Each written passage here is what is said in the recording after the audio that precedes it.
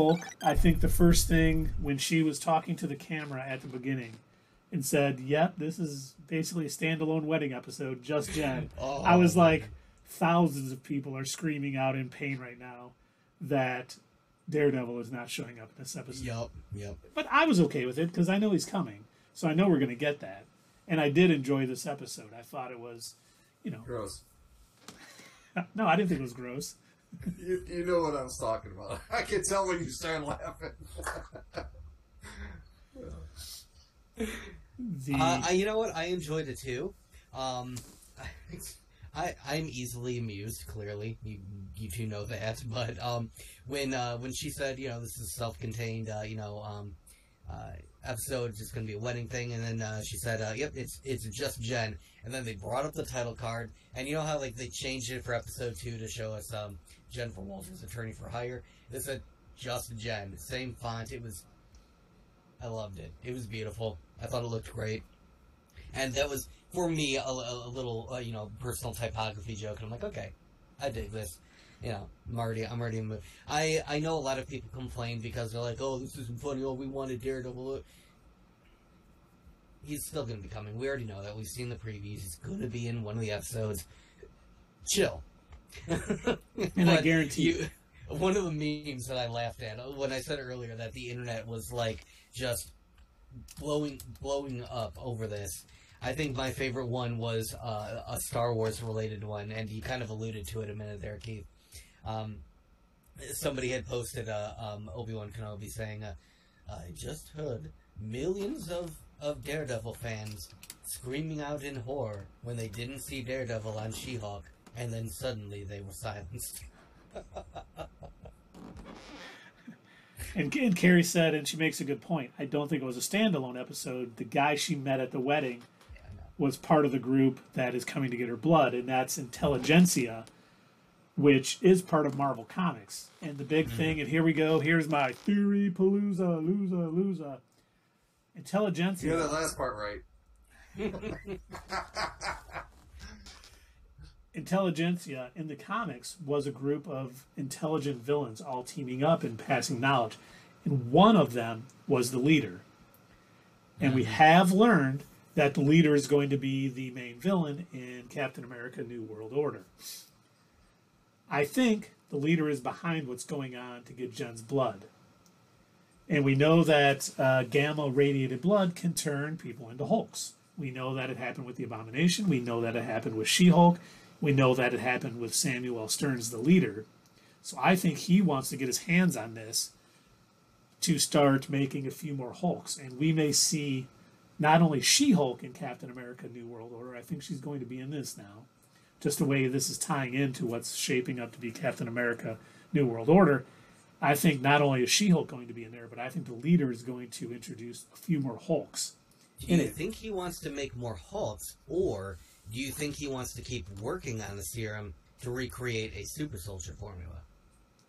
I think his because if he's going to appear in Captain America New World Order, I feel like they're going to continue that storyline that they were doing with Falcon and the Winter Soldier, where they were dealing with, the power broker and the somebody recreating super soldier formula, and I don't know, I feel like maybe that's the direction it might be going. Well, it's going to be a super soldier, but in Hulk form, especially the fact that the Abomination and She-Hulk and even, Bruce Banner at this point, and obviously the leader, when he comes, he's going to have control. They control themselves now, so they'd be able to pick certain candidates and say, okay, we're going to make you a Hulk because you're easy, you follow directions well, you're easily manipulated, and you would be a weapon in our hands.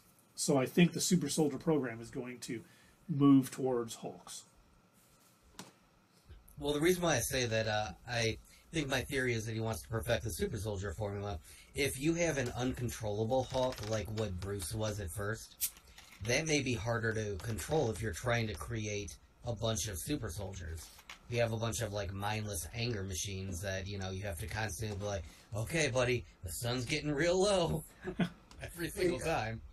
And, I don't know, what the difference was with, what's that, Dave? Does that mean you're pumping the brakes on Keith? A little bit. I'm pumping the brakes on the fact that I don't know that the leader in the MCU wants to specifically make more Hulks. No, he doesn't want to. I should clarify that. I don't think he wants to make more Hulks, but while perfecting the super soldier formula, it will create more Hulks. Okay, all right, then that clarifies a bit more, because I'm like, how do you take the smartest man in the MCU and be like, yeah, I'm going to make more insane Hulks? That's a smart idea. Hey, unless he just wants chaos. Some people just like to see the world burn, according to Alfred. Okay, all right. And Tundra Walker has arrived. Tundra Walker, good to see you. Always a pleasure, young man. And, you know, Carrie, she says, I enjoy Jen She-Hulk, but I don't see her in a standard MCU because it's kind of the sitcom filming. But yeah, I mean, it won't be as sitcom-y. I don't think she'll talk to the viewers during Captain America. I think that's kind of her show type of thing. And she'll be a little different in it. I mean, Tatiana, I have no idea how to say her last name. I think if someone's a good enough actress to bridge that gap from like a sitcom, the character in a sitcom, to a character in a more dramatic role, I think she can definitely handle it. Yeah. Orphan Black wasn't a comedy, and she did that for 6 years. That's 23 different characters. You've got a good point. Okay, Tundra Walker, I did not mean Fantastic Four. I know you are convinced that She-Hulk is going to take the Thing's place in a Fantastic Four. She will not. At some point, she might take his place in a Fantastic Four, but not the first movie. Ben Grimm, the Thing, will be in Fantastic Four. I think we made a bet on it. I can't remember what it was now. I'm going to have to remember it now. Not right now, guys. Sorry. Awkward silence. The story of my life. My grandma always told me, if you don't have something nice to say, don't say anything at all. And I tend to say bad things about, but I don't know what else I can say about this show. Well, talk about this episode specifically. I am stuff. curious what your thoughts are on this episode. It's just the same crap. It's not, the jokes aren't funny. I just can't get into it because it seems like everything they're setting up, like that whole scene with that guy who kills himself every time he wants to get out of marriage, right? Mr. Immortal. Mr. Immortal. And he jumps out the window and he just gets up and walks away. Well, that's not really faking your death if people see you get up and walk away. So I know that wasn't there for a joke, but it was just stupid. And the way they, resolve all the issues by her sitting on the desk, because it's so fun to sit around and discuss the kind of settlement you're going to get. And one of them just needs to be looked in the eyes for 30 seconds and told that they're sorry. It's just all, it's not funny, and it's not realistic. It's not for you. Well, comedies aren't always realistic. It's not your cup of tea. No, not at all. And I've said that. And the only reason I'm watching it is because we are, and Daredevil's going to be on it. The rest of it just is garbage to me. And that's acceptable. That is your opinion. Absolutely. No problem. Absolutely. Maybe we should have went with Andor last. So we ended on a high note. No, we got to get people in and get them interested in watching the video, get them to last longer. But I will be. No, I don't. There's nothing wrong with being critical about the show. I certainly don't like every aspect of it. I think that there are things that work for me specifically and things that don't. I actually thought it was kind of rude of Jen to show up as She-Hulk and assume that was okay at the wedding. So, like, there are certain scenes like that where I'm like, they shouldn't have done that. But, yeah, no, there's absolutely nothing wrong with being critical. We've done that over many movies, many TV shows. Dave knows this better than, anyone here, that we sat there. We still don't know why. We sat there and we watched the Pokemon movie, whatever that was. Detective Pikachu. Detective Pikachu. We sat there and we watched that whole damn movie. And then when we were staring into the camera, like, what the hell do we even say about this? And while I am enjoying She-Hulk, it's still, it's like I've said before, it's like 30 Rock light. Like 30 Rock is one of my all-time favorite sitcoms. I just love it. It's so well done. And I see it.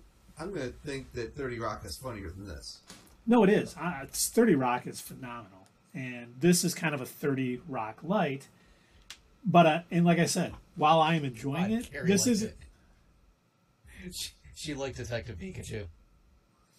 Sully did too. I lost my speaker. Just went out on me. So we can talk about Dave now. Yeah. But I he can hear secretly you told through us my that other speakers, very faintly though. secretly told us that She-Hulk is really his favorite, and it's number 2 to Morbius. No, this is true. Stop. This is Dave Yes. on Pillow Talk, and stop. we are. Well, I'm a Pokemon fan. I think Doug is too. I don't know if Dave is. Yeah. I not as much as when I was a kid. I definitely liked it a lot more when I was younger. But yeah, there were issues that I had with Detective Pikachu. I thought Ryan Reynolds was fine. He was Ryan Reynolds, so that was probably the best part of the movie. There was a couple of jokes that worked for me, but the main human actors in that movie were not good. No. They were really stiff. They were kind of boring. I could have actually watched the entire movie with just the voice-overed Pokemon characters, and I would have been fine. It might have actually made it better. Yeah. Now, wait, Carrie, are you saying She-Hulk is the worst of all the D+ shows, worse than Moon Knight? Because once again, She-Hulk, while I'm enjoying it, it's not like a 9 out of 10 on the Doug scale. No. It's way different than what we're normally used to watching. And like Davis said many times, Phase 4 just is not as good as the other phases. And I agree with him. While I'm enjoying it, I still think that it's not as good as phases 1 through 3 yet. It's building up to something. And I think it'll get better as it goes along, and we'll get more into it as they're introducing more characters and they get interwoven. But Phase 4 has been the weakest of the phases so far, in my opinion, too. I just happen to enjoy it a little more than Dave. It's hard to go upwards from Endgame. Well, you could. You knew there was going to be a little bit of drop off, but I didn't think it'd be this drastic. Because the point is, in all the other phases, didn't you feel like, all right, we're all working towards this same outcome? Like Endgame. All the movies led up to Endgame. But at least in Phase 1, they were all leading up to the Avengers. How they all teamed up. It was all leading up to them. But that's the difference. This is the first phase that has been built up of mostly TV shows that aren't really as connected as the movies. With all of the other phases, we didn't have any TV shows. We had just films, and there was a good bit of space between them. Mm-hmm. So with these having multiple episodes. What's that, Dave? I said that. That's my point. Phase 4 seems disconnected. It does, yeah. But I almost wonder how else you would do it, because the fact of the matter is when they're making TV shows, they have to live within their own world and tell their own story, and they're spread out over several episodes. So I almost wonder if there is a world where there is a successful Phase 4 where the TV shows somehow work as good as the films. And I think once we kind of get Ant-Man and the Wasp: Quantumania out, and kind of Kang is sort of out there in the MCU again, I think things are going to get a little tighter. And I think as we are leading up to Kang Dynasty and Secret Wars, which Dave, I was cracking up, someone had posted on Facebook that Zack Snyder was going to be directing the Avengers. Did I just freeze up? And I commented on that. That's like that. I really hope that's not true. I think that's all I said. I said, yeah, it's not true. Right now, the rumor is that Ryan Coogler is going to be directing Avengers: Secret War, and I forget his name. The guy who did Shang-Chi, he's directing Kang Dynasty. So yeah, Zack Snyder, I don't think would direct an MCU movie, and I don't think they would offer for him to direct. All hail the mighty Snyder. He knows better than May me. he bless us with his 4:3 ratios and his lack of color in slow-mo. Zach. One of the comments in that string was, at least if he went to work for Marvel, then he would have free reign to do whatever he wanted to do. And I don't agree with that. I think Marvel still, they're not just going to let him do whatever he wants and stomp all over their continuity. Feige is more smarter than that. Most definitely. I think they specifically look for directors that fit within the sort of storytelling that they're looking for. No, that's not to say that they haven't had messes. Like, Thor: Dark World wasn't the greatest. But there's been some missteps. And I do think, if... You didn't like Iron Man 2 either, right, Silver Lining? Yep. Yeah. I liked Iron Man 2. It was okay. I did not like Iron Man 3. Oh, that's what I it was. did. I liked Iron Man 3. That I admit, and I will say this to this day, it was a good movie. It was well directed. It was well acted. The fanboy in me cannot get past the Mandarin twist. I can't get past it. Even to this day, I watch it. Ben Kingsley was so good At first. And as then, him. Yes. And then as the Mandarin, he was excellent. As Trevor Slattery... oh God, he's so cringe. Yeah, absolutely. I am glad though that after watching Shang-Chi, I'm a little bit more over it because Shang-Chi's father did. did we lose Keith? Oh, No, we didn't. Okay, he was really still for a long time. I think I did. I've been dropping. I can see how many packets I'm dropping here, and I'm dropping packets on a stream. I don't know what's going on. Yo, dropping packets. So yeah, we normally don't have any packets dropped, and we have 1,003 frames dropped. So it might be a little choppy, and I think it's even though I restarted my router prior to this starting, I don't know if it's just because it's raining here. I don't know if the rain is having a negative impact on my interwebs. We used to have to deal with that when I was in the Army. We were the communications center of the entire armed forces, and if it got a little cloudy, we'd have to explain that to the infantry. And imagine trying to get them to understand anything other than button makes computer go on. Like, well, the way the satellites are aligned and the way that, the fiber network travels, we are dealing with some inclement weather. Make it work. Yeah, people don't like to hear when it's not working. It's not working. But going back to the chat, Carrie says, Moon Knight makes no damn sense, but Isaac was fantastic. Yeah, I was really hyped for Moon Knight at first, before it had actually aired. And I was really excited because I read a bunch of the comics, and I was, super into the character. And the show was okay. It certainly wasn't what I thought it was going to be. And it wasn't as good as I thought it was going to end up being. And I'd say, out of all of the Disney Plus MCU shows, I would say Moon Knight is the weakest for me. There were a couple of very few sporadic cool moments here and there, but as I've said multiple times, Moon Knight, the series itself, it was so jumbled, and it felt so disconnected from the rest of the MCU that I would almost recommend to regular viewers, you could probably skip it. I don't know if it's going to, at the moment, I don't know how much it matters in the larger MCU. And as we were talking about it with Tundra Walker last week, they would have been better. They did this as a vehicle for Oscar Isaac to show his acting chops. Mm-hmm. They delved too much into the lore with the Egyptian gods and Khonshu and everything. It would have been a lot better had that just been hinted at as he was going through and being a street-level superhero like he is in the comics.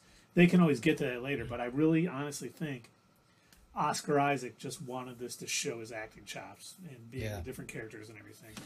And I still have no idea. I still have no clue what is real and what is actually, all in his head in that show. Because it just... Not a lot of it was very clear. And her point... Are the Egyptian gods even real? Did he make them up? I was clicking through, looking at, Thor, Love and Thunder, and I don't think I saw any of them in, the Land of the Gods. That's a good point. No, Omnipotent City. Omnipotent City, thank you. I was struggling to remember what it was called. But, she also, Carrie says, the next phases can be enjoyable and fun. I don't think it'll ever be epic again. I think they could be. I think once the Kang thing rolls out. Yeah, I think it'll ramp up. Whether it'll be as epic as Endgame and Infinity War, I don't know. But I think it's definitely going to ramp back up. That's the problem with this, serialized storytelling. They have a huge event like Endgame. They can't go one up from that again without building up this other story. So that we do have this sort of building time, which... But they do have to get characters that you can get behind. Like, you can't, as of right now anyway, I'm sure many people feel like Doug about Moon Knight. They're not going to be able to get behind that character. They're not going to care about that character because that show was just so bad. What other characters have been introduced in this? I think people can get behind Miss Marvel. Yeah. But not all. What I'm saying is... Wanda is a villain now. Wanda's a villain now. We can't really get behind her. We have Photon, I suppose. We still need to see her in like a movie or something. She'll be in the Marvels. We've got Loki, who is still Loki, but he's dealing with like time variant stuff now. I think She-Hulk will be more accepted by the wider Captain America, I suppose. Yeah. I don't know what the hell is going on with Bucky. I was kind of surprised seeing him in the lineup with the Thunderbolts. So I don't know what they're doing with him. Once again, a bunch of super soldiers as part of the Thunderbolts. I think we know where that storyline is going to be, and it's going to be finding the rest of the Winter Soldiers and those super soldiers and kind of putting an end to all of that. But and I do think when people see She-Hulk outside of her sitcom show, I think she'll be more widely accepted by the MCU fans. I don't think people like the sitcom aspect of her show and her breaking the fourth wall and kind of it being a sitcom more than a action adventure show. I think once they see her like working with Captain America and the Falcon, because we are getting the new Falcon, not David Ramirez, but the kid from Falcon and the Winter Soldier, who thought Captain America was living on the moon, has been confirmed that he is going to be playing the new Falcon in Captain America: New World Order. Mm-hmm. You know what else I think would have helped She-Hulk, and the showrunners have admitted to this, that none of them really understand law firms or like court settings or proceedings or anything like that. And I'm really waiting for those of you that have never watched this guy's channel. There's a channel called Legal Eagle, and that's mostly what he does. Is he'll look for like movies or TV shows that have like a courtroom setting. He'll kind of break it down and show like how realistic it is. And I'm kind of dreading when he has to like look at She-Hulk, because I think they could stand to have somebody that knows these proceedings a little bit better, and I think that would help it out a bit. That was one of the things that I was actually really looking forward to, because I've watched a comedic courtroom show before. I don't know if you two are familiar with Birdman Attorney at Law. No. Yep. Wasn't that a Night Court? No. This was a Adult Swim cartoon. Mm-hmm. No. So, on Adult Swim, several years ago, they took these old Hanna-Barbera characters, and they had Birdman. He was an attorney now. He wasn't a superhero anymore. And they had to represent these other, like, Hanna-Barbera characters. Like, he's got to represent Fred Flintstone. He's being charged with, like, abuse or something. Or he's got to represent the Wonder Twins because for neglect, they were, like, they were supposed to have been saving people, but they kept turning into buckets of water and stuff, and they weren't actually helping anyone. And did he defend Yogi Bear from stealing all his picnic baskets? So it was like all these different like things and stuff. I've seen comedic courtroom stuff before, where it's like really goofy and silly stuff, and I think they would have focused a little bit more on some of the courtroom antics, and they would have had somebody who understood how some of this stuff works, and they had someone, sort of giving them advice on how to lay this stuff out. I think I might have enjoyed that in the show a little bit more. Because that was what I was looking forward to after the first couple of episodes. I was like, alright, when are we going to get back to the courtroom stuff? Yeah, you're not wrong. They have dropped the ball in a few areas on this. They could have been better. That's sort of the mantra for Phase 4. It could have been better. Mm-hmm. But they say, Fige, our buddy Fige, says that by the time we get to the end of Phase 4, we're going to know what all that, it's all going to seem like it meant something. So, if that happens, great. But what do we got? Wakanda Forever? That's it? Well, then we have the Phase 4 epilogue, which is the Guardians of the Galaxy holiday special. That's actually coming out this year. So, yep, coming out is Christmas. Is that going to wrap everything up? No, I don't think so. I think we're going to be... I don't know how we could... I honestly think we're going to have a much better idea of where everything's going with the Ant-Man and the Wasp Quantumania movie. I think Wakanda Forever is going to be... So is Quantumania then part of Phase 5? It is. It's the first film in Phase 5. All right. Interesting. Yeah, so... I mean, I'm looking forward to Wakanda Forever. I'm excited to have Namor in the MCU, and if we do get that post-credit scene with the villain that people have been saying, fantastic. But I don't see how that movie could tell its story and tie all of this other stuff together at this point. So, I think that'll be later on. I think it'll be Loki Season 2 that ties everything together and gets everyone fired up as being the best show so far in Phase 4. Make it make sense. I am looking forward to another season of Loki. I really enjoyed that series a lot. That was probably one of my favorites out of the MCU Disney Plus shows. Loki is by far, I think, one of my all-time favorites. I would have said WandaVision. Well, we are back. We are streaming now live. So hopefully she is. Hopefully she realizes. Hopefully she gets the notice that we're live again. But yeah, sorry everybody. We're back. We had a little technical difficulties. The internet completely went down at my house. It has been weird all day today. The good news is we haven't been on the internet too much, but it has been a little bit nutty all day. So I don't remember what we were talking about when this all went down. Me and Doug finished it off. It's cool. We finished each other off. Whoa. Whoa. Well, you wanted to be there? Yeah, you guys know I like to film. Oh. Yeah, but you don't like to get the sound. By the way, Carrie's blaming this all on herself. Oh, no, she better not. It's always me. I'm always the one that screws everything up. Yeah, she said she comes and then the sound doesn't work, and then her first night watching us live stream, and the internet goes down. This happens. Well, it's definitely not her. Okay, we're back. We're just chatting. Hey, we're actually all right. I don't know. Well, the Lions were going to lose no matter what you did there. We are back. Yay. Sorry, everybody, for the technical difficulties. My house has been having strange internet all day, and then it finally went down. But I think we're science.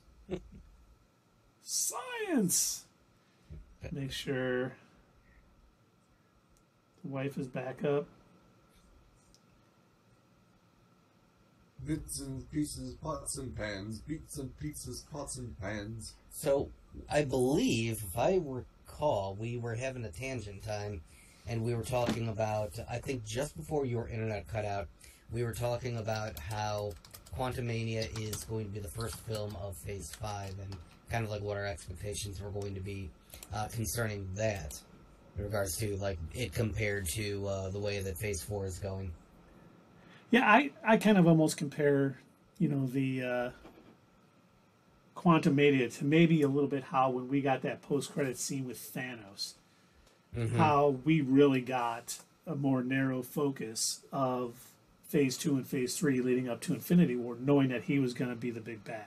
And I think once Kang is introduced out in this universe and wreaking mayhem, it'll go down that same path.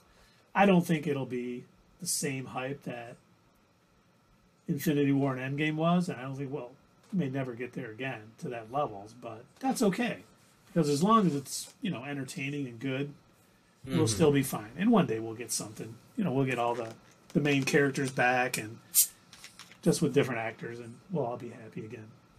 Well, something that I would like to see them bring back and maybe do more of in the MCU, and I spoke about this when we went to go see Spider-Man Homecoming. I liked the idea that they didn't just kill off the villain at the end of that movie, and I'd like to see a little bit more of that in the MCU. When you've got a really good villain, I hate when they're like one and done, and you never get to see them again, just like a good hero.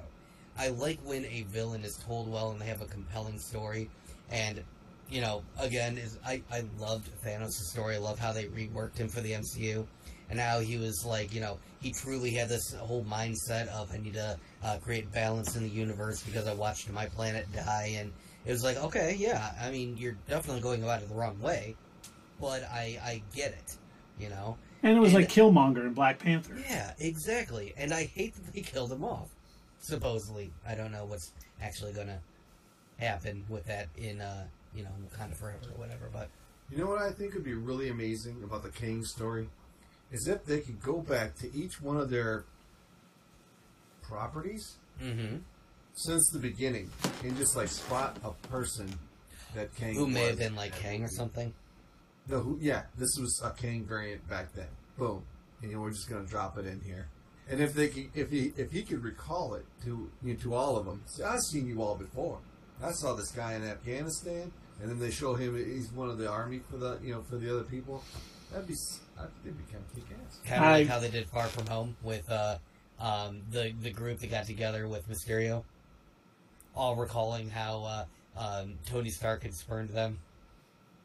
They flashed back to the previous movies that they had been in. Yes. I love Jake Gyllenhaal. He called it barf? That was great. I spend this is my life's work, and he calls it barf. And the question is, I don't know if you guys saw this. Carrie, thank you for coming back. I'm sorry, this was certainly not your fault. It was my internet at my house, which is still seemingly a bit weird, but we totally dropped. Now we're back up. I hope AT&T gets us going. I don't know what's going on. But we did see some artwork from D23, which was King Thanos, part of the multiverse.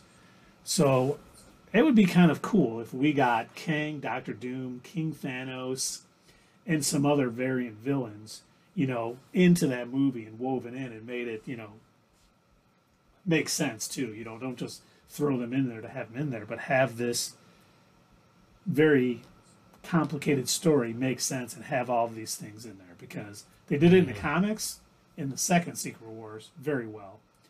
First Secret Wars, not so much. Now, you mentioned hopefully Kang is that complicated, and if you go back and you watch our In Focus on Kang, we actually kind of dove into that a little bit. And we spoke about how, depending on which variant you're talking about, which variant of Kang, whether we're talking about Iron Lad or we're talking about the Protector, I think is what he was called. They kind of combined two versions of Kang into one for the Loki TV show. But there are a couple of different variants that legitimately think what they're doing, and every action they're taking as they're traveling through time is a way to save the universe or to save the timeline or to protect. And even if they have to hurt people along the way, they think the ends justify the means. I don't know if that's the exact story they're going to go for with the MCU version of Kang and or his variants, but even for the comics, that was relatively compelling, and it was a lot more than just a one-note, I'm bad for the sake of being bad. You actually, watched this, a couple of different variants going through time, thinking I have to do this to make this outcome happen or whatever. And we have seen that some of the Kang variants in the comics, where you got Immortus, you got Roma Tut, you have Kang, you have Iron Lad. You've seen it. I wonder if we're going to see, it's not only going to be just evil Kangs, because we know in the first multiversal war, Kangs were fighting against Kangs. So there may be some Kangs that side with the Avengers and all of that, trying to stop. This guy thinks he's got to take out, almost like he's got to make this sacred timeline to protect us all. And they're like, we got to stop him because it's bad. And I think it's going to, done right, make him a layered villain like we've gotten for most of the villains, some of the villains in the MCU. It'll be great. And we're going to have 2 Avengers movies come out in 2025 with Kang Dynasty and Secret Wars. And I just hope. Those are 6 months apart, right? One's in May, one's at Christmas? Yeah, May and November, I believe. Oh, November. Yeah. So we are going to get a lot of content in a short amount of time with that. So, Dave's buddy Feige has a plan.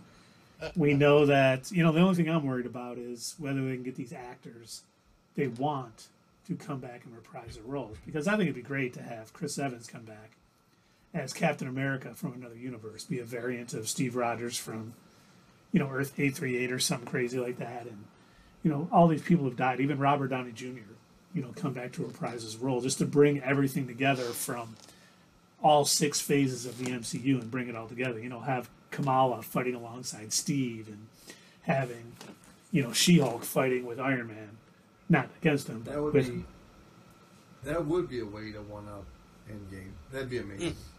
It'd be like having everyone on that poster behind you in the movie. Yeah. Again.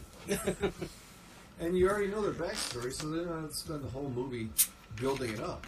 Unless you're that one guy that said, I didn't like Endgame. I didn't know they didn't tell me who anybody was.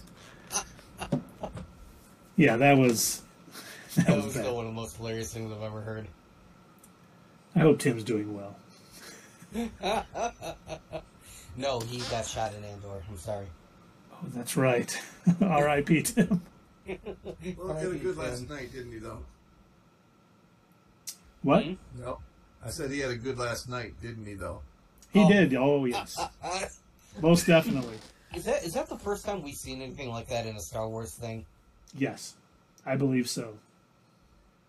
Well, I don't know. Luke and Leia got pretty friendly. Oh, boy. Not that friendly. We're talking about Game of Thrones later. Well, actually, I don't know where, we kind of talked about the leader. I do think the leader will show up at the end of She-Hulk in the last 3 episodes. What are we, 7, 8, 9? Yeah, we got 3 episodes left. I do think we'll find out that he's behind, even though they're kind of passing it off as a man-baby website where men complain about. I think it's the leader's doing, and he's using these weak-minded people to, gather up hate and, go against S.H.I.E.L.D. because he wants that, sample. And, of course, we get Daredevil. And I think by the end, looking at the last scene that they showed in that episode of She-Hulk where they saw him producing that super high-density needle, and I assume it probably was made out of, like, adamantium or something. Or vibranium. Vibranium, yeah. I assume it was made out of some, especially with that one guy that asked, if anything could pierce his skin, even vibranium.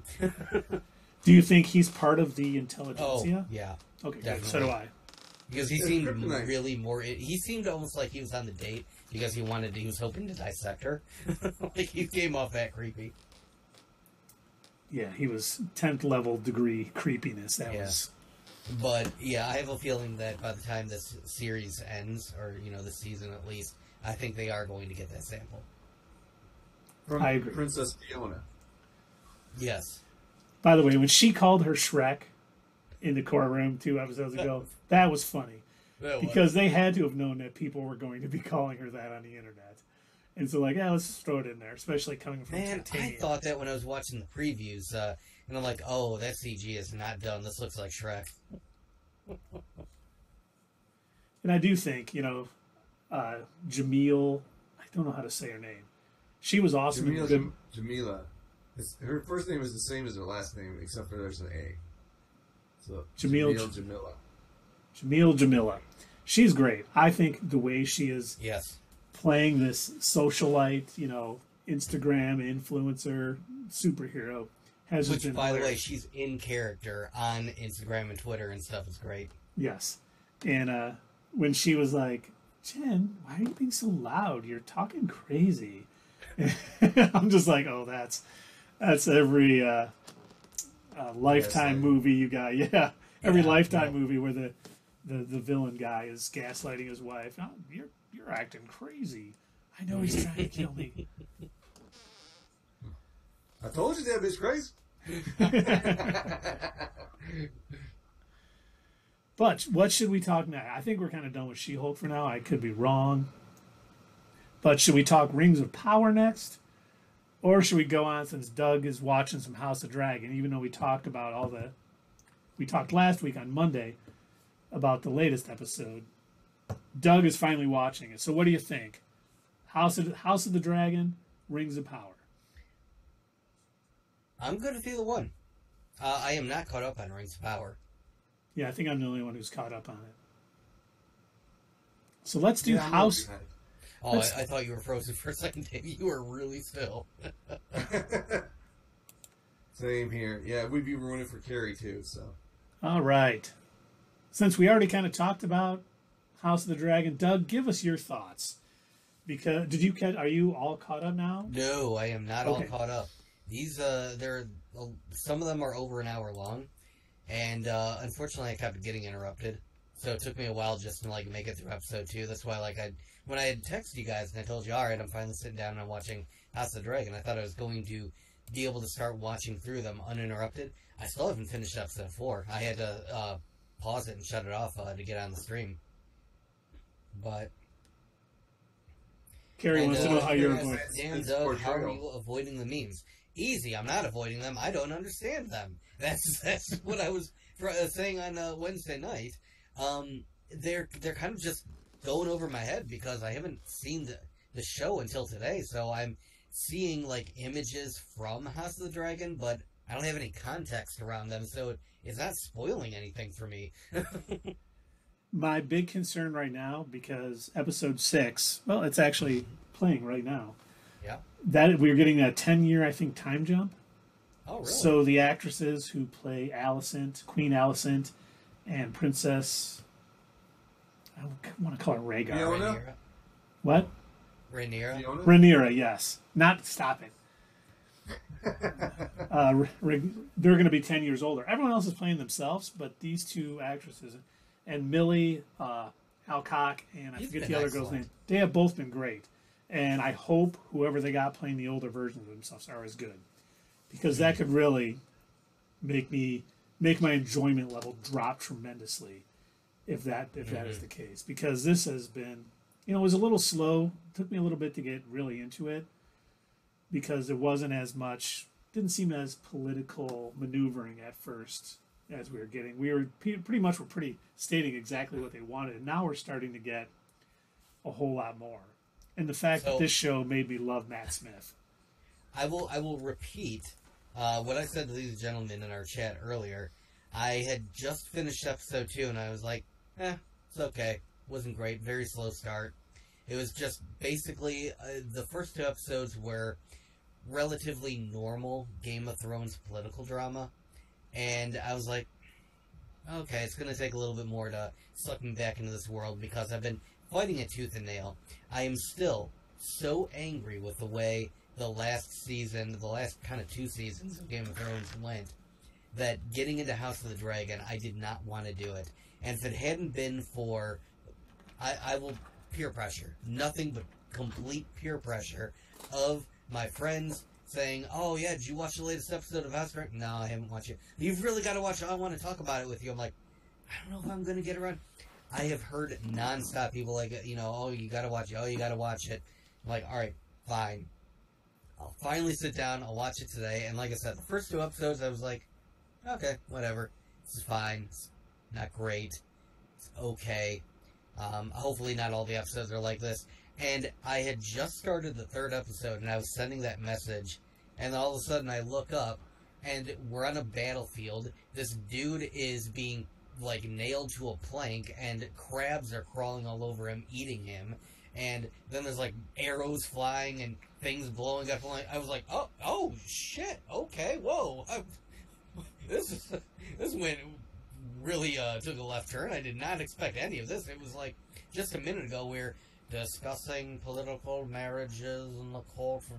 We need to You must do your duty and marry someone, whether it's a Lannister or... And I'm just like, oh, God, I can't watch it. Oh, shit! For me too, when I loved the scene. It definitely got really good really quick. I love the scene where the guy delivers the note that the king is going to send reinforcements to help him, and that just set Damon off. He was just like, oh no, he's not taking credit for what I'm about to do, and that just spurred him to action, and that was great. I was really into that once that happened. Did we freeze again? No. Oh, good. No. You guys were both still. Carrie says, Game of Thrones was awful. I liked season 1 and 2, but I've been sucked into House of the Dragon. I'm not a fan, but I'm enjoying it enough to watch. Yeah, I guess I'm kind of.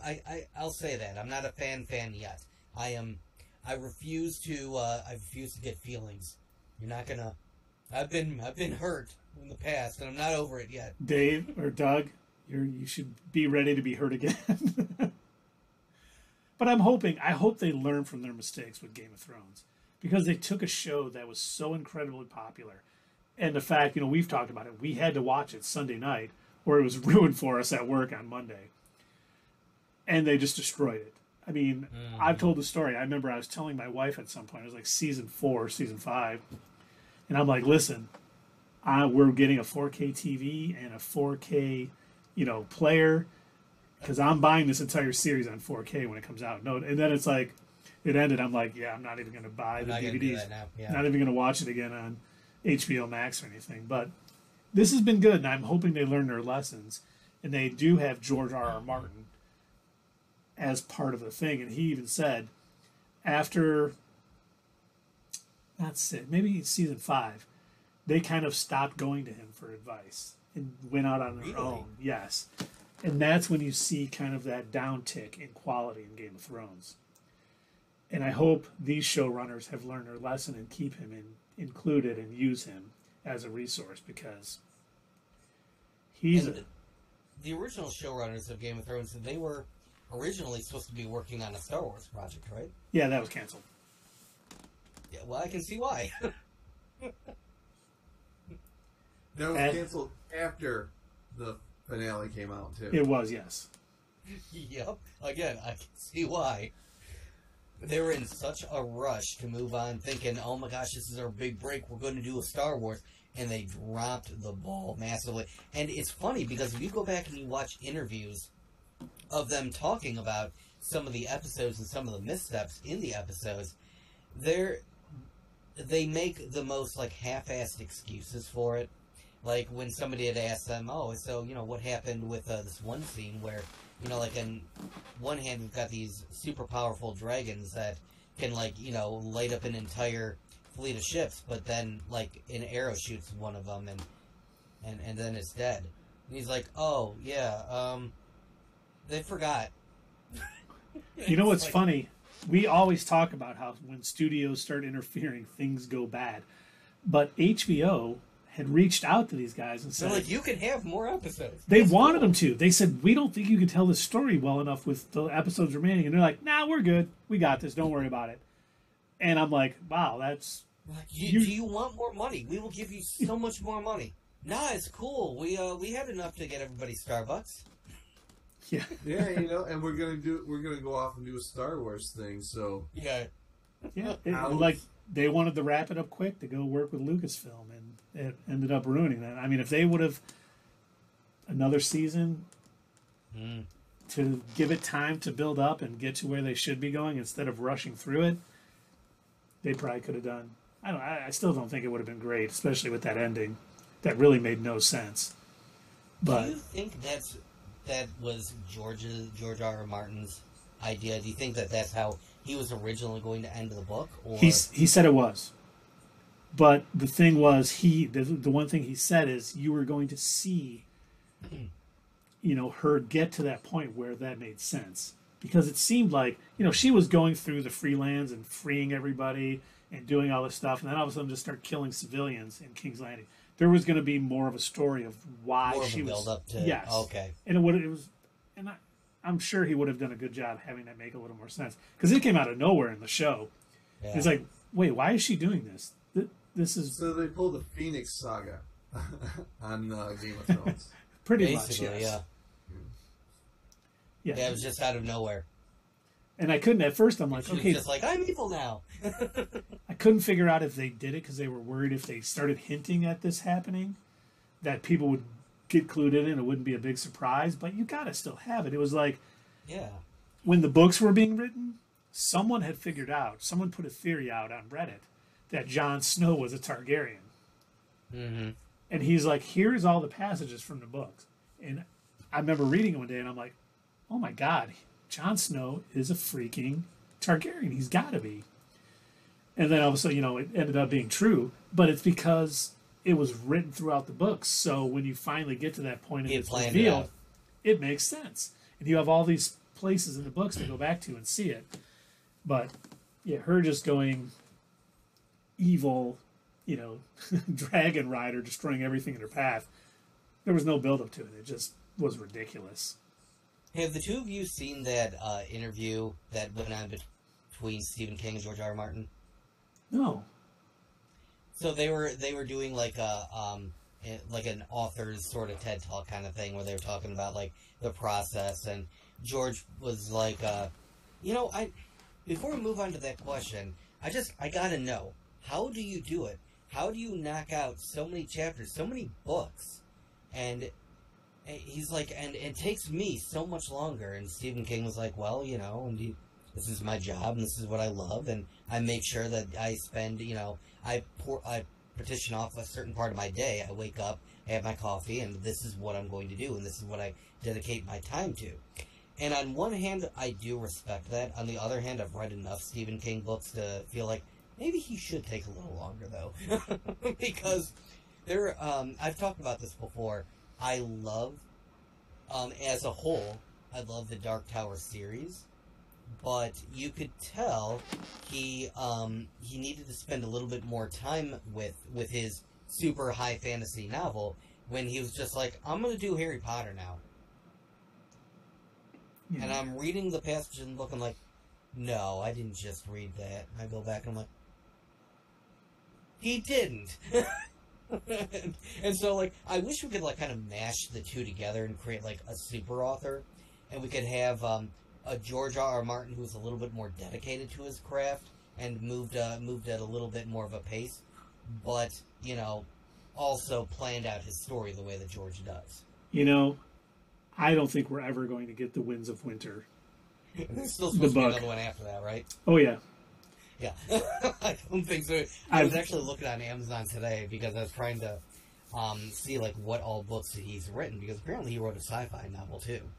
And Amazon was advertising the 5 books of the leather-bound book collection of The Song of Ice and Fire, and I'm like, oh, they gave up, and I'm not even going to hold out for the last 2. Well, George R. R. Martin has a website, too, and he had one that was like my blog, and he would talk about writing it. He's like, oh, I just did this, and I did this, and he would talk about his writing process, because in the books, each chapter is focused on one character.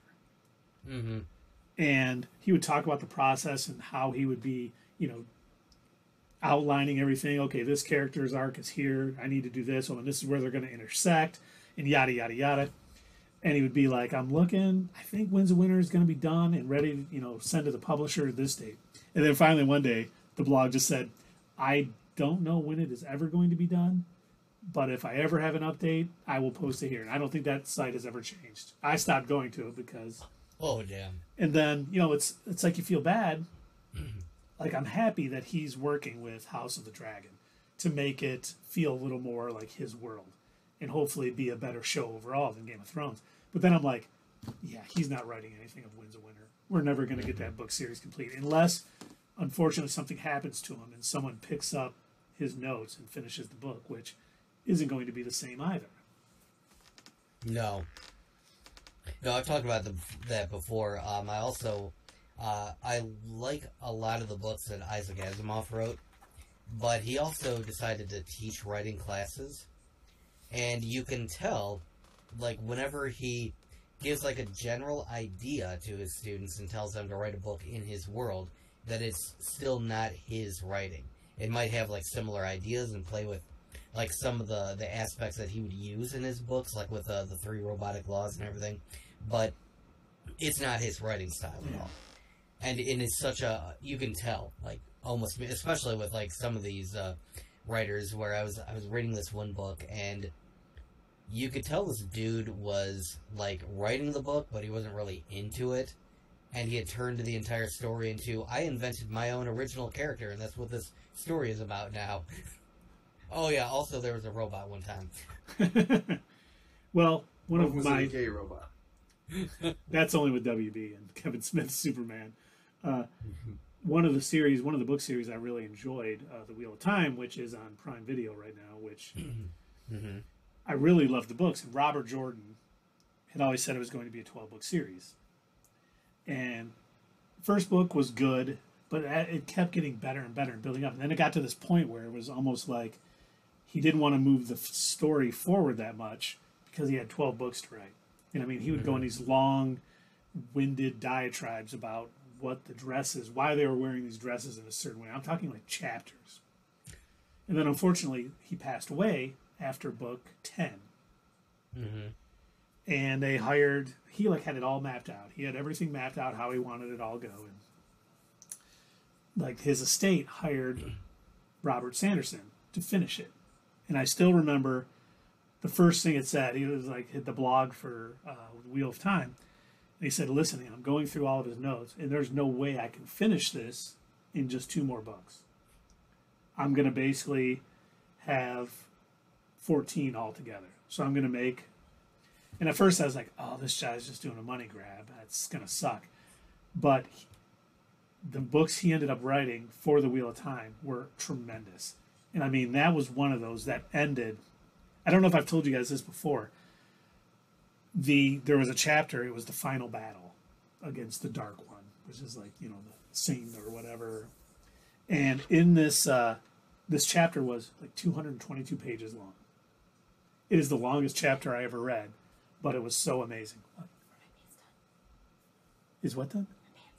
Keith's being contacted by a higher source. You can check them if you want. Keith's speaking to the gods. Oh, there he is. I was speaking to my daughter. She wanted to know if her pants were dry. She got new pants today, and she wants to wear them to school tomorrow. Wait, you wash them before she wears them? I wash my clothes before I wear. What are you guys, weirdos? No, you don't know where they've been. Like, I don't know. Plus, like, if they're, like, still have the fresh dye or whatever. I don't know. I'm real weird about that. Whenever I get new clothes, I wash them before I wear them all the time. Me too. And it's like, Becky and Tessie, or actually Becky and Sully, just ordered new hoodies from the Not Your Status Quo shop. Ooh, yeah. And I'm sure when we get them, they will be washed before they wear them. Yeah. Sully was very excited. He cannot wait to wear... He got a Sonic the Hedgehog hoodie and a Not Your Status Quo hoodie. So I think he's more excited to wear the Sonic, but he always calls it Daddy because he has a T-shirt, Not Your Status Quo. He goes, I want to wear Daddy's shirt to school today. It's like, tell your buddy, subscribe to our YouTube channel. Tell 322 more of them. Yeah, those are dry. Good news, everybody. Her pants are dry. Put it on the garbage. It's like This is going on the internet. What? Yeah, I'm going to be able to sleep tonight. Yeah, if you We want. can still hear you talk. Even though you take the earphones out, we can still hear you guys Well, talk. I know, but I can hear her. When you guys are chatting in my ear, I can't hear her. She's just doing this. I'm like, what? Okay, Tessie is going to show us the Sonic the Hedgehog hoodie. For those of you playing the home game, bring it down a little bit. You can't see the head.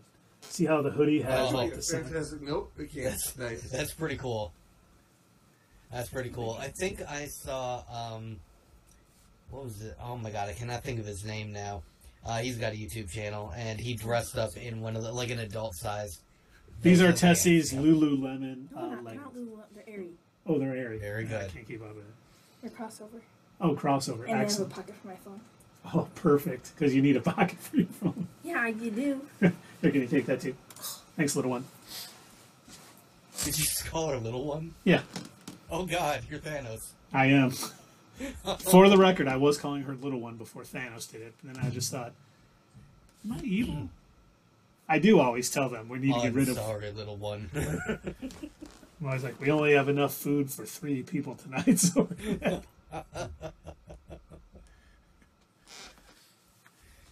But should we go on to... Are we done with House of the Dragon? Yeah, I will update you all when I am finally caught up, and yeah, I'm looking forward to seeing what this time skip does for it. Yeah, I am looking forward to watching them. Hopefully, I will watch it tonight, even though I'm Also, a little we got tired. a new episode of Rick and Morty tonight too, right? We do, yes. Oh yeah, I totally forgot. And I still have not watched last week's, unfortunately. But that's, that's... This is Avatar all over again, Dave. Yeah. Did you see Avatar made like $10 million and it's re-release this weekend? It's pretty good. Yeah. So you weren't able to go see it then? I was not. But it's still in theaters, I'm pretty sure. So I'm still going to try to see the 3D. But if not, we will be seeing Avatar Way of the Water in 3D when it comes out. To review it properly, Absolutely. our...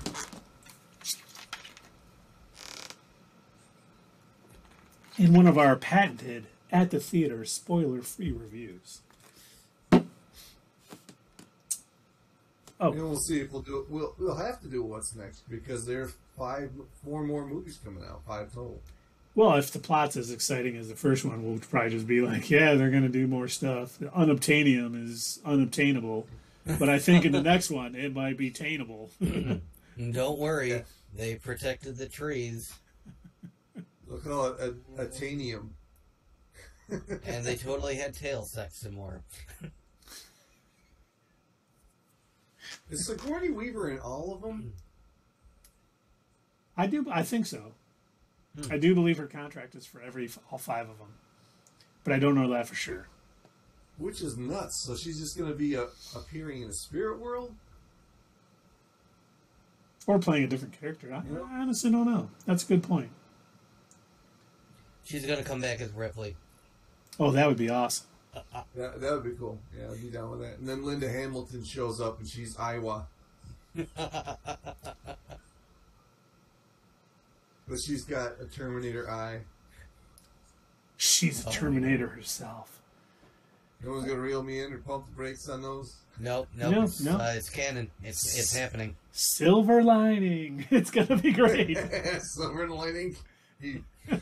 All right. It wasn't going to be canon, but I love the idea. I love the enthusiasm. It's in the movie. James Cameron, who we know watches, he doesn't watch the live stream. He catches it later on YouTube. We know he's probably watching. He's like, oh man, that Dave guy's got a good idea.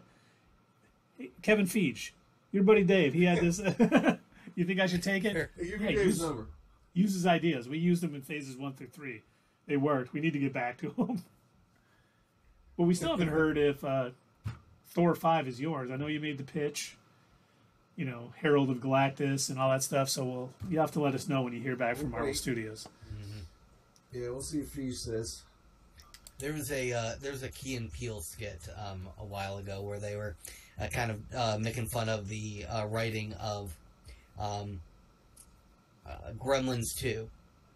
And it started off with like a pitch meeting. Everyone's just kind of sitting around the table like, yeah, we'll pretty much just do the same thing as the last one. There's really no real reason to change the formula. It's good as is.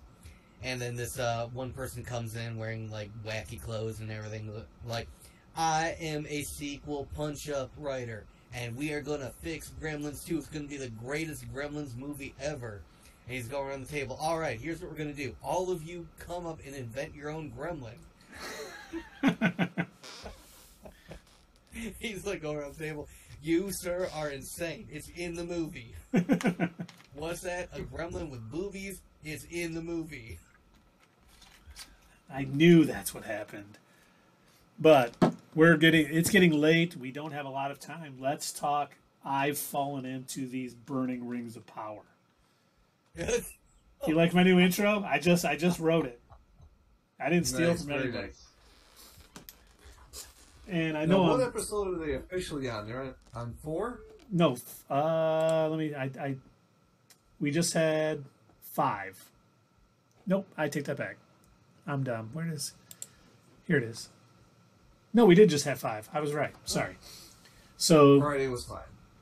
There's 8 episodes total, so we have 3 episodes left. And once again, this was a very slow-paced episode. Oh boy. There was some very good stuff in it. The scenes between Elrond and the Dwarf Prince, I thought were really well done. There was some levity in it. I don't want to ruin it for anybody, but maybe I will, just because it's funny. Ruin it. So basically, the dwarf comes to the Elven Kingdom at his father's behest because he thinks they know what's going on. They know we found this mithril. I think I told you guys last week. And they're sitting at a table, and the king is like, "So, can I ask you a question, Prince?" And Dwarf's like, Yeah, of course. And he goes, "I've noticed the smithies in your dwarven kingdom have been working overtime. What's going on?" And the dwarf's like, "Well, let me ask you an honest question. Where did you get this table?" And he's like, "Oh, so-and-so." And he goes, "This is a stone that is only used for, like, funeral pyres or very, basically made up this thing about it was a very sacred stone to them and he shouldn't have it and stuff." And the king's like, "Well, I mean, I don't want to offend. I will definitely send it home with you or whatever." And then when Elrond and him are walking later and the elves are carrying the table back, and Elrond just looks at me and goes, "You made that up about the table, didn't you?" He goes, "Yeah, my wife wanted a new table." And I was like, okay, that's pretty funny. But, we're getting... Basically, the elves kind of knew the dwarves were up to something and sent Elrond, without him knowing, to basically find out what was going on. Because this elven tree is dying. It was the battle between the Balrog and this elf guy, and it was very in-depth. And we're getting the story with the Southern Lands, where the one elf who was captured by the orcs and was set free to take it back to this town and say they better surrender to us because we're coming. And there was kind of a side plot where this one lady's kid found this key to Sauron something or another, and the orcs found out he had it. It's not the keys of power. It's not. No, it's true. And so this town, which is in the Southern Lands, is... and they're like, we've worked with the dark forces, with Morgoth and all this stuff, and he's like, you can save. So they're in this thing, and they're like, okay, the orcs are coming. We have to defend ourselves. It's going to take all of us to defend this place against them. And this one guy, who's kind of been sketchy this whole time, goes, "Yeah, I'm going to go side with the orcs." And he takes half of the people, and they go side with the orcs. And of course, this elf who is kind of leading the orcs, who's not Sauron, they call him Adar. He's kind of scarred up, and we don't really know his backstory yet. Ends up beating the crap out of him and says, "Oh, you want to join our ranks? Kill this kid." And he gives him a knife. So that's all going on. So the orcs are coming, and then we have Numenor with Galadriel, and she has a king from the Southern Lands that she just happened to find when she was left the ship at the end of episode 1. So they're on this human island of Numenor. And she's convinced the queen to send 500, basically, fighters to go help the southern armies to defend against this orc invasion. And people don't want to side with the elves, so a lot of people are upset. This one kid goes and actually blows up a ship, so they couldn't leave. But they're now getting ready. They're now getting prepared to head to Middle-earth, the southern lands. Probably going to show up just in time to help this town against the orcs and everything. But I feel like these first 5 episodes, while they've been, they've been good, don't get me wrong, average, I really think they could have done these 5 episodes in probably 3 and had a much more compact story, because it's dragging out that they're leaving this land, and it's dragging out that the orcs are coming to attack, And it's dragging out that the dwarves have this myth. So they're trying to make it as close to the books as possible. Well, it's funny you say that because when I was watching, I actually finished the episode this morning because I didn't finish it on Friday. And I'm thinking, because I could never finish the Silmarillion. I could not finish that book. It is so dry and just so slow. I could not finish. I will never be able to finish it. And they're almost taking that pace from these books. And it's doing a disservice, I think, to a lot of people. And when people say they're not, to finish off on Rings of Power, yeah. And I think Carrie said in the chat, it's a beautiful show, but slow. And I don't think it helps that House of Dragon is also. Oh, yeah. I agree. House of Dragon is by far the better show right now.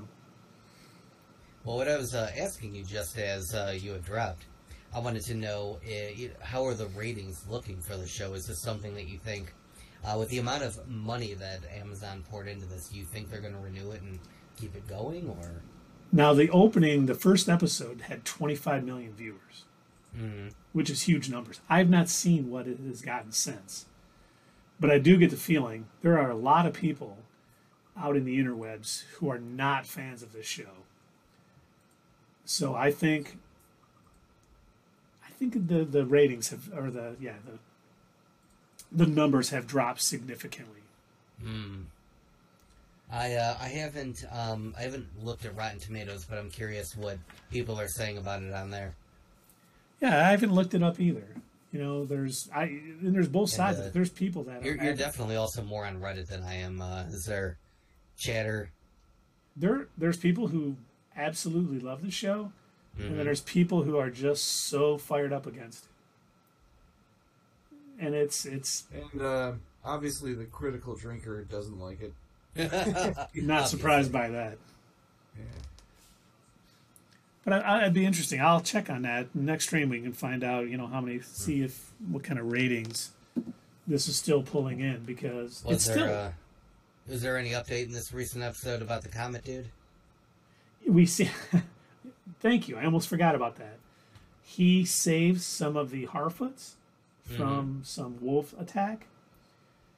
And then he's like freezing his hand. He like does something where all the wolves go flying, and it like sets his arm a little bit on fire, and then he's so he can use magic. Yes, and then he's freezing it, and it ends up the girl kind of comes in touch, and she gets a little frozen, and now she's scared to death of him because obviously he's starting to show more and more magical ability. But we only saw like maybe out of because this show is like an hour and 12 minutes. This last episode, and I think we only saw them for about 5 or 6 minutes. That's lame. I just looked it up on Rotten Tomatoes for you, Doug. Yeah, 39% audience score. That's not great. And I get it. I mean, once again, on a Doug scale, it's probably been about a 5 for me. I mean, the scenery is beautiful. They do a great job. Some of the, most of the acting is very well. Some of the dialogue at times I've kind of been like, not so good, Al. So is it as good or better than George Lucas's writing? It's better than George Lucas's dialogue. It is definitely better. You have to know when you're gonna do like a show like that. Obviously, Game of Thrones does it well. You have to know how to write the dialogue. That is a different skill. And nailed it in the Lord of the Rings trilogy. 100%. If this show was on that same quality as that, I mean, it would be pulling in 50 million every week. But unfortunately, it just hasn't been living up to it. But I'm sticking it out because this could be a show that I could see myself stop watching, just because it doesn't. It has been so slow to getting where I think it should be already. But these last 2 episodes. Wait, no. Have they kind of made up for it a bit? No. I'm hoping that once we finally see this war in the South and things come to a head, it'll be worth the time invested to have it all come together. But we'll see once that time comes because, man, even when I don't mind slower paced things. When I'm starting to say, oh my God, please and go if he's somewhere. saying that, then it'd be unbearable for me. As long as it's advancing the story along and I'm getting to know a character, I don't mind it. But if it's just slow, and I get that too. You know, when we continue to see like them bickering about whether they're going to go into the South and help the elves, and it's like, oh my God, you guys have went over this for so much. Just we know some people are against it. We know some people are for it. We actually know what happens to you guys anyway. So just go with them. But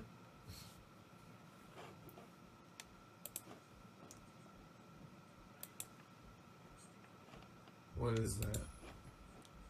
Well, if we are done with Rings of Power, there's one more thing that I would like to mention to you two, and I know at least Dave would be interested in this, but I think Keith might also. Silver Lining likes everything. So. Not everything. Come on, there's been a few things I have not liked.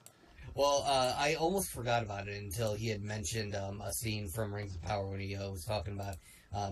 Okay, I promise this is not bad. He mentioned the killing of the kid thing. There was an ad that had popped up for me on Twitch when we were last time when we had went into somebody else's channel that I wasn't subscribed to, and this ad popped up for a game that was written and voice acted by Justin Roiland of Rick and Morty. Yeah. Uh-huh. And I was like, what the heck is this? His voice, it sounds identical to Morty, but it's coming out of a living gun. And I'm like, why have I not heard anything about this game before? This sounds so weird. And I don't know too much about it. I tried looking up a little bit, but it also kind of led me down a rabbit hole. I didn't realize that he had also made another game prior to this one. But this game that I saw the ad for is called High on Life. And the premise, from what I can tell, is it's about these alien worlds where they actually get high on human beings. There's somehow they ground them up or something. I don't really know like how it works, but this like brother and sister or whatever, they figure it out. They like break out of the Matrix or something, and the one dude ends up deciding he's going to become a bounty hunter. And he is a bounty hunter with all of these living weapons, and Justin Roiland voices most of the weapons. And the gun that he uses is like his Morty voice, and then he's got a knife that is like sadistic and wants to stab everybody. And the one scene that I saw in the ad, they approach like this kid in these backwater sewers before they head into like the slums. And the kid's like, go ahead, shoot me, you want to.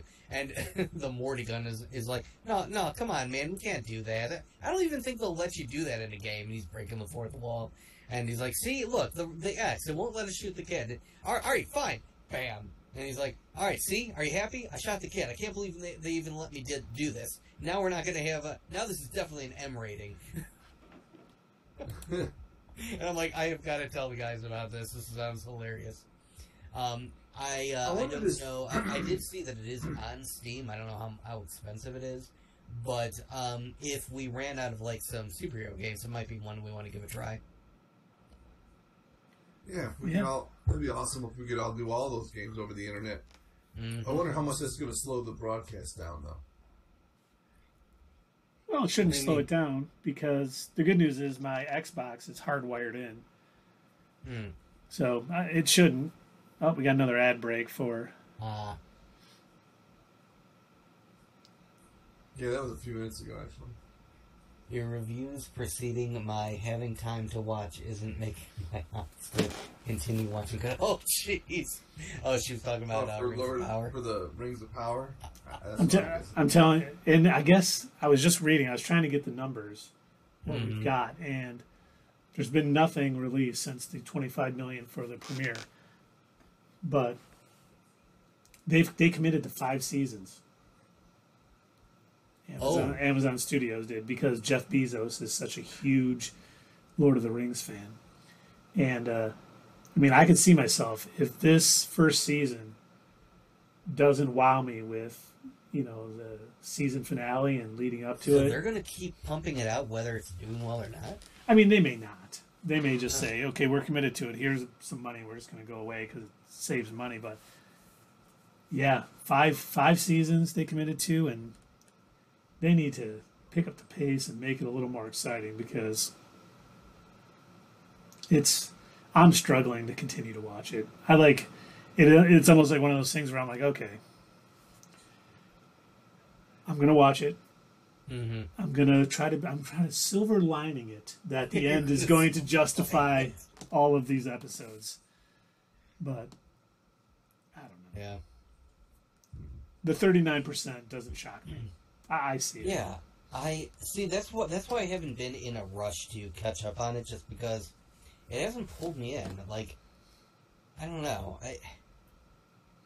I suppose if this was like one of the main things that we were talking about, if this is like an Andor or She-Hulk or something, I would maybe try harder and like fit it in. But since it's like kind of oh yeah, we'll talk about it like at the end of the stream and it's not that big of a deal, I forget about it more often than not.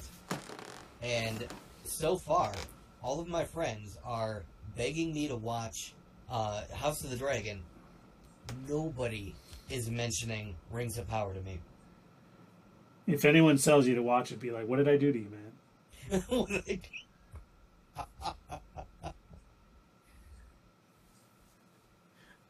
do? That's a good question. Are they going to cover all 2,000 years? Maybe. I honestly don't know what their plan is past season 1.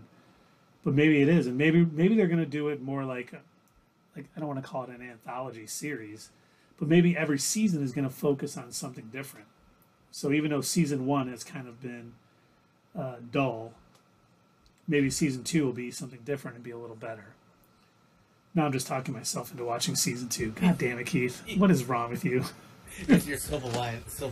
Maybe that's a superpower. It's your mutant ability, and it's finally you can talk yourself into watching anything because you've got a silver lining. There's going to be something good out of this. And then I watch New Mutants and I'm like, damn it, I lied to myself again. Oh, Dark Phoenix. There'll probably be something good about it. Okay. Morbius. I kept seeing all these people talking about New Mutants is making its way to Disney Plus, and I'm like, I thought it already was on there. I guess it was one of those things where it was on Hulu. Yeah. I knew it was on something. It was streaming somewhere because I'm like, I remember seeing it pop up, and it was like one of those like, yeah, I know that I can watch it, but do I want to? Keith really didn't like it. It's like, bad. Ugh. And then now they're saying, oh, it's finally coming to Disney Plus. I'm like, do we want it to, though? No. I honestly, I forgot that it wasn't on there yet. I thought it already was, and that I could move on with my life and forget that it existed, but they keep shooting all these advertisements for it. Like, no one cares. Doug, let me be frank with you. Don't fall for their trap. Do not watch that movie. It'll be an hour and 45 minutes you never get back. Let's watch. Hey, who's Frank? And did he say that you could be frank with him? Yeah, he did. Oh, he gave you permission to be frank? Yeah, call me Frank. All right, Frank, what's up? Not much. Just franking it up over here. Franking it up. Frankenstein! Yeah. So, yeah, I think that's pretty much all we got for tonight. Another exciting week of... Actually, it was a pretty good week. I mean, watching the Andor, She-Hulk, all that stuff. We got a lot of content. Unfortunately, it's not all, knocking it out of the park, but we're getting a lot of content. We got stuff to talk about. It's all good. We got Andor to look forward to. It's an incredible show. Boy, I got spoiled with having 3 episodes. What am I going to do next week? Watch 40 minutes and that's it. Oh, they would do that too, wouldn't they? Yeah. No, it'll be 26 minutes. And be like, yeah. Ah. This is the one with the spiders. What? The what? You talking about that one Mandalorian episode with yes. oh god, yeah. That was stupid. That was the shortest show of that season. I think that was like 31 minutes. Did they need to tell that episode? Well, they had to show that he got really cool with The New Republic. The New Republic, yeah, that he got cool with them. And that's always been the Mandalorian's thing about, like when the Jawas dismantled the ship. It's like, hey, I got the asset. I can head back to. Oh, come on! You gotta be kidding me! Breaking down my ship and stealing it. There's always these little like side missions that sort of pop up that delay him, and the spider episode was good. We saw Grogu eating a bunch of eggs, and that's a good. I mean, that's a good thing that they have episodes like that. Because if they went straight through the story, it'd be over right away. You gotta add some caveats along the way.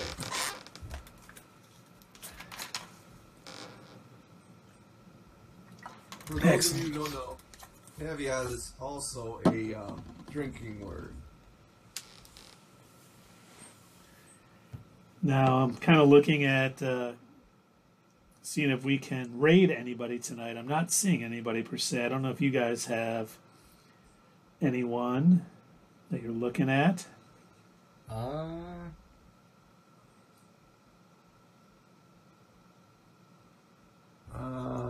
I don't have anybody on my list that's on We right could raid